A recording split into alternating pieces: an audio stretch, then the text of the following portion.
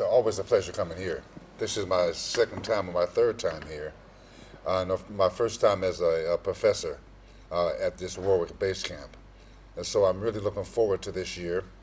And I really enjoy it a lot because you see so many different bass players come here. I've always been into music education, especially with the bass.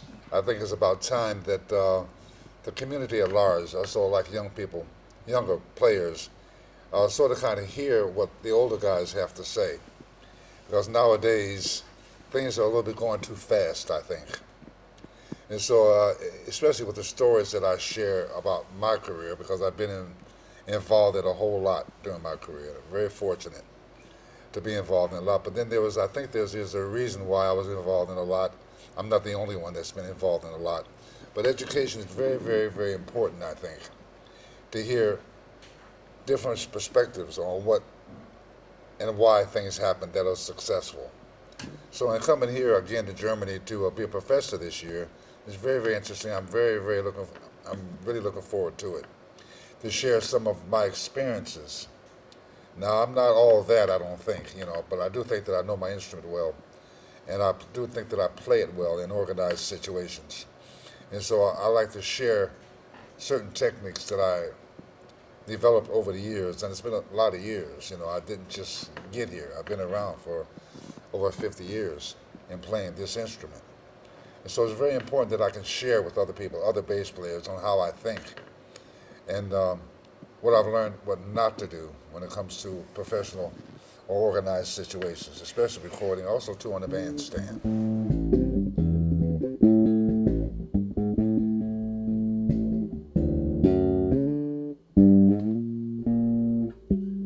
Well, it's kind of hard. I have so many stories. It's kind of hard to pick one or two about my career, but I would say that probably one of the most interesting stories, probably short stories that I could probably talk about briefly, is being in a band that opened for the Beatle tour of '65 in the States. In that there was a lot that we thought that we were in New York, but we had never heard of the Beatles. We thought that the Beatles was a bug. And we didn't hear the music because we were not listening to that kind of music. We were a jazz funk band, also to a classical band. We're not classical, but we did play standards, a jazz band. And the opportunity came to be the opening act for this particular tour. And in doing this tour, I thought it was very interesting that we never paid attention to what was going on until we had a chance to have a rehearsal at Shea Stadium, which is a huge place. And even at the rehearsal, there were just hundreds, well, thousands of people there just to watch the sound check or the rehearsal. So then you begin to say, well, wow, this is a real good gig. That's all we were thinking about was a gig. Once the tour started, we did 9 days across the U.S. And along about maybe the sixth day, and our dressing rooms, by the way, were very separate. On the sixth day, and we couldn't watch the Beatles. We couldn't hear them because our dressing room was here, theirs was over here, and once you go to your dressing room, so many people, we never got a chance to really, or wanted to hear them and find out who they were, but we knew there were a lot of people. And about the sixth or seventh show, we couldn't get to our dressing room because there's so many people.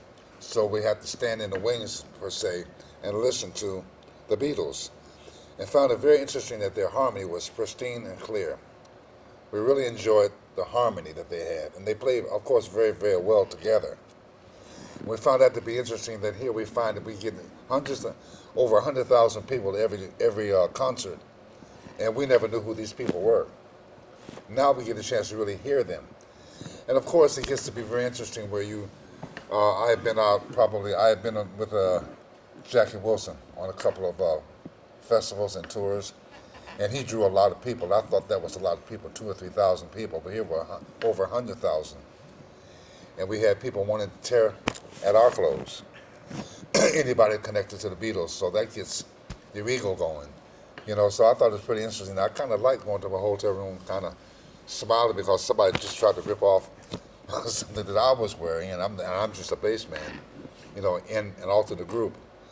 So, that story, that was live. I think recording-wise, I probably had more when you ask, when I think about my recording career, it's kind of hard to pick because to me they were all successful, even the ones that weren't.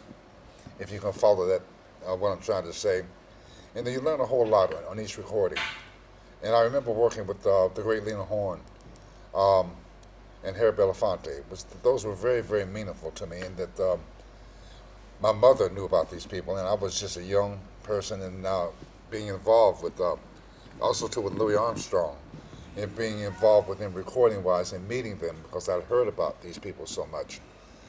I would think that probably in recording wise, I probably had in coming to memory Marlena Shaw and Aretha Franklin. And being around them, listening to them play, and then being involved in making up a bass line or playing with them. So it's kind of hard to define because I've had a lot of great sessions.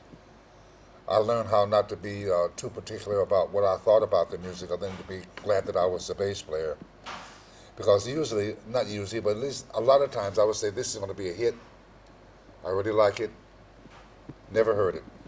And sometimes I'll walk away and say, wow, this really was not that good. Big hit record. So I decided to basically just not to have an opinion that way, but just to be happy that I was called to play the bass. When in New York, there are a lot of great bass players, also too in Hollywood.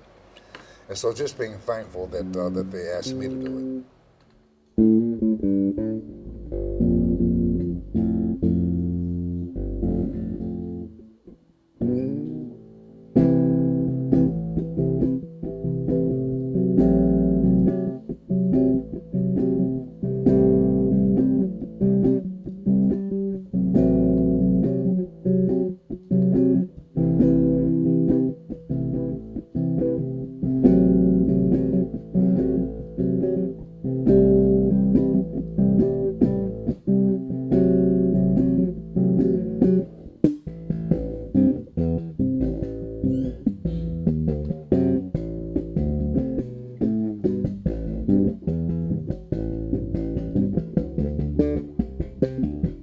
The LWA 1000 has been very, very good for me in that I do a lot of bass clinics. With the LWA 1000, I'm able to put my music through one channel and put the bass on top, which really helps me be very, very concise in what I'm using.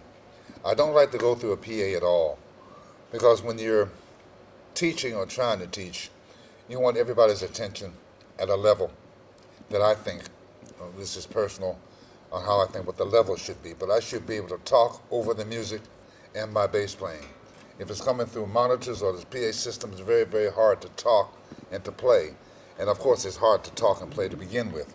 But if in doing that, if it's at a level that's reasonable, that way, if I'm using the LWA 1000 and I'm using the cabinet, no matter what cabinet it is, I'm able to control the volume so that I can talk in my volume now and still play and explain what I'm trying to explain. So I really enjoy, I'm pretty sure that there are other amps that do the same thing, but this is very, very simple and very, very, I use it very flat, especially for the bass. And I'm able to dial out some things when I use my -1 program. And even if I use another program that has the bass already on it. So it's very, very small. I can carry it in my suitcase or carry it by hand. And I really enjoy it, and I'm glad that it came to my attention the way that it did through Andy Irvine, H.P. Wilfer. Like it was very, very interesting for it to come by me that particular way. So I enjoy that particular amp very much, and it's very small, and it helps me do what I got to do, especially when I'm trying to teach or when I'm trying to explain what I do and how I do it. I have it right here where I have my hands on it. I have autonomy over the way it sounds.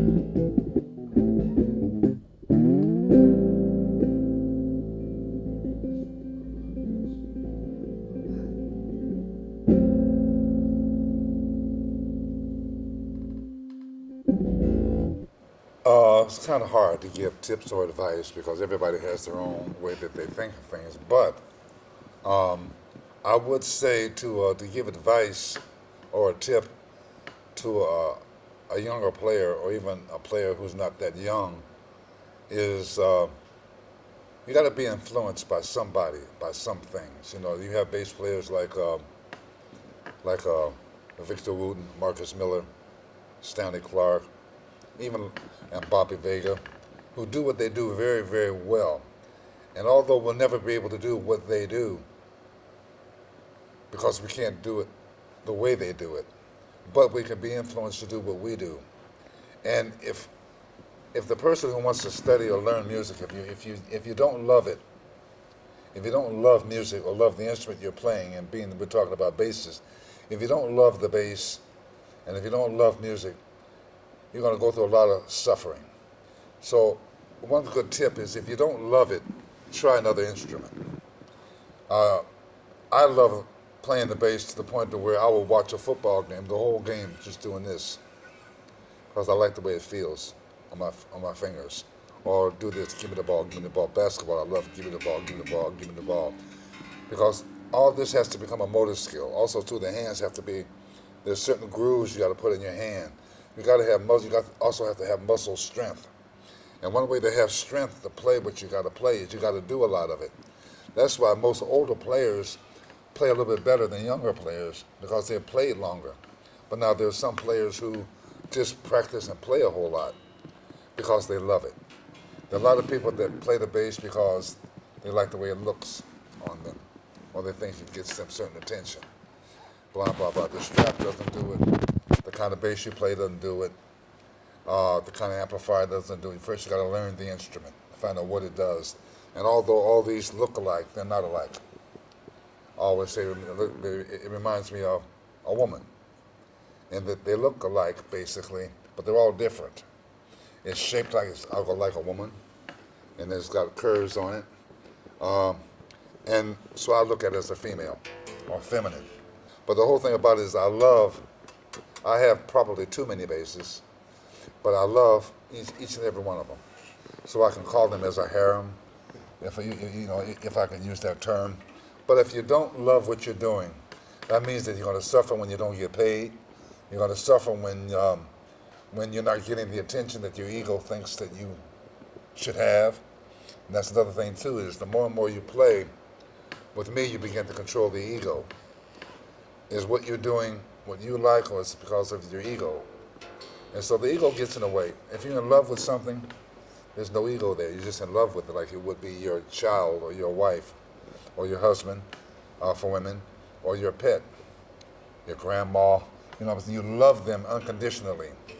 And if you don't love it, I kind of think you're going to go through certain suffering by not loving it, because this business is not all peaches and cream. There are a lot of trials and tribulated situations that happen during the career of playing an instrument. And so if you really love it, though, a lot of that goes over the head. That's perfect. That's all we needed. Good job. Thank you, man. Thank you.